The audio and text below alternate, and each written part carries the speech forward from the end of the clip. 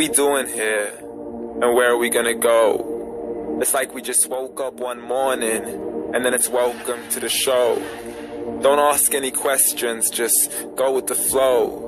Make as much money as you can and try your best not to get broke.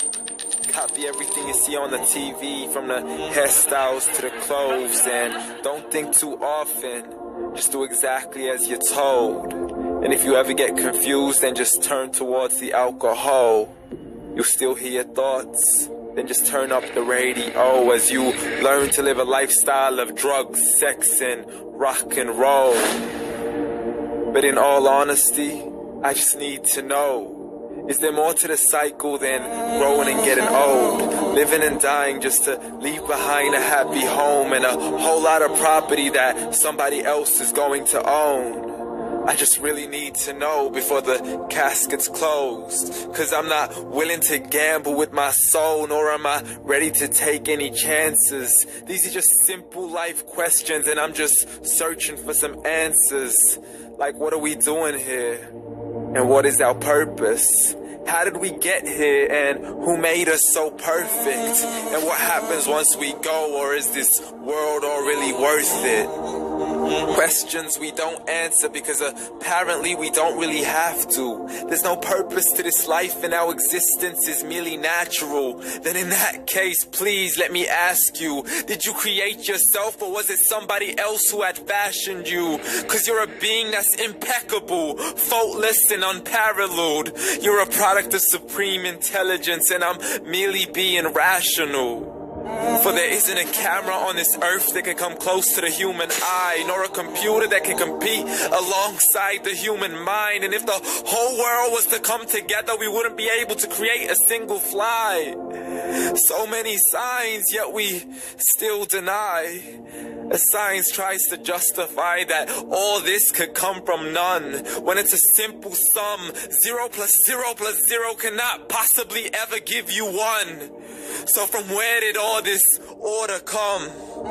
But everything has its origins, a maker, a creator of its own. I mean, the only reason you're watching this video is because somebody had to press upload. So we can believe in the Big Bang, but I'd rather believe in He who caused it to explode. Allah, the creator of everything along with every single soul. The ever-living, the master, the only one who is in control. Unlike his creation, beyond our imagination. And no, he's not a man, nor does he have any partners in association. He's on his own. And no, he did not ever leave us alone. Just like every manufacturer, he left us with an instruction manual. The Quran and Islam, and I'm sorry to jump to conclusions, but it's the only one possible. The only definition of God is the one and only supreme being. It's logical. A book with 0 contradictions, with miracles that are both scientific and historical. All revealed over 1400 years ago.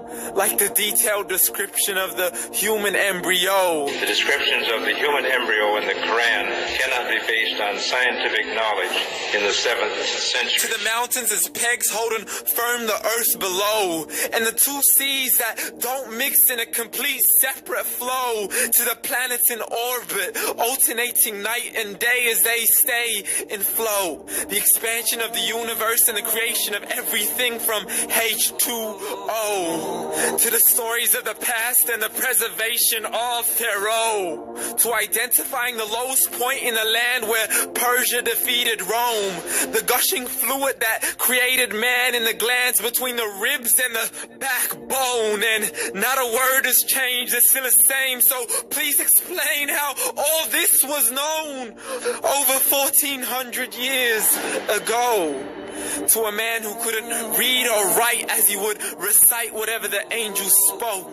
And if you still don't believe, please try to come up with something that's even close.